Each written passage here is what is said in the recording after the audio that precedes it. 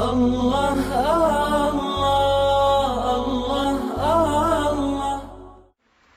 ابراہیم اعظم رحمت اللہ علیہ کے پاس ایک نوجوان آیا، کہنے لگا حضرت گناہ کرتا ہوں، چھوڑ نہیں سکتا، ڈر بھی لگتا ہے اللہ تعالیٰ کی ذات سے اور اس کے عذاب سے، تو میں کیا کروں؟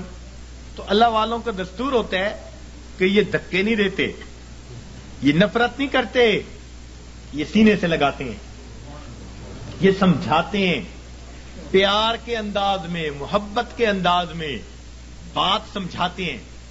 تو حضرت نے اسے کہا ہاں میں تجھے ایک ترکیب بتاتا ہوں۔ وہ بڑا خوش ہو گیا کہ حضرت مجھے ترکیب بتائیں کہ میں گناہ بھی کرتا رہوں اور عذاب سے بھی بچ جاؤں۔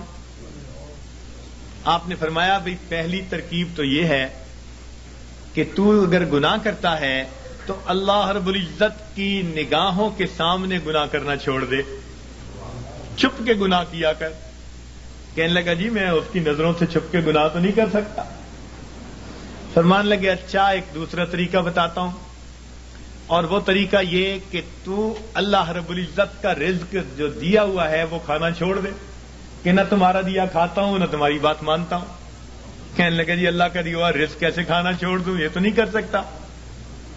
فرمایا اچھا تیسرا طریقہ بتاتا ہوں کہ تم اللہ تعالی کے ملک میں رہتے ہوئے اس کی نافرمانی کرتے ہو، تو یہ زمین و آسمان اللہ کا ملک ہے، اس کی ملک ہے، اس سے نکل کر گناہ کر لو۔ کہ جی میں کیسے نکل سکتا ہوں زمین و آسمان سے باہر؟ پروردگار بھی فرماتے ہیں یا معاشر الجن والانس ان استطعتم ان تنفذوا من اقطار السماوات والارض فانفذوا لا تنفذون الا بسلطان۔ اور گڑھے کی مچھلیوں نکلو گے کسی دلیل سے نکلو گے۔ کدھر جاتے ہو؟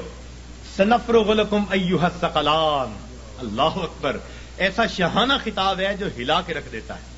سنفرغ لکم ایھا الثقلان، تثنیہ کا صیغہ، اے میری زمین کے بوجھو، یعنی نافرمان جن اور انسان، ان کو مخاطب کیا گیا۔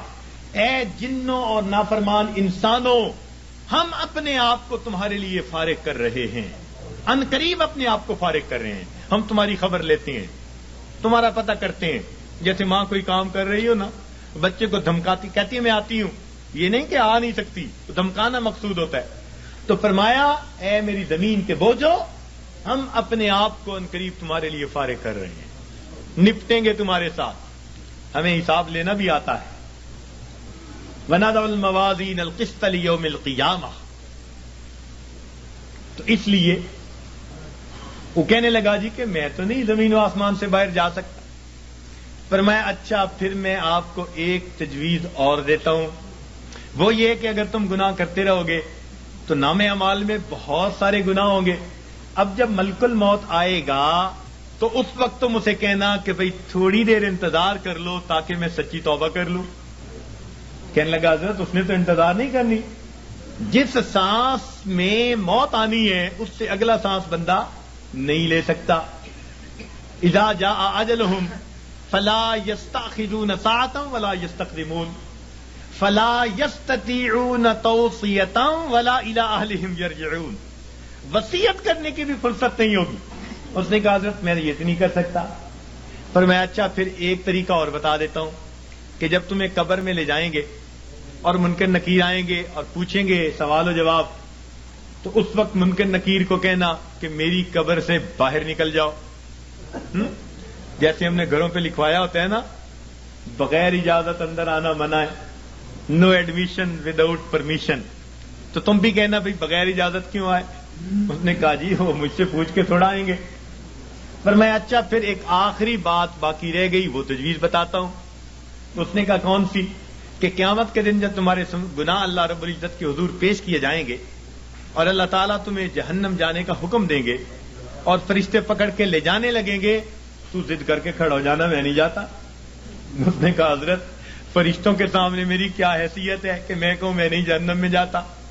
جب اس نے کہا میری کیا حیثیت ہے تو اس وقت فرمایا، اس وقت اس کو ٹھوکر لگائی، فرمایا کہ اے دوست جب تو ان میں سے کچھ بھی نہیں کر سکتا تو تو اپنے رب کی نافرمانی ہی کیوں کرتا ہے؟ اس نے کہا حضرت مجھے بات سمجھ آ گئی، آج کے بعد میں اپنے پروردگار کی نافرمانی نہیں کروں گا۔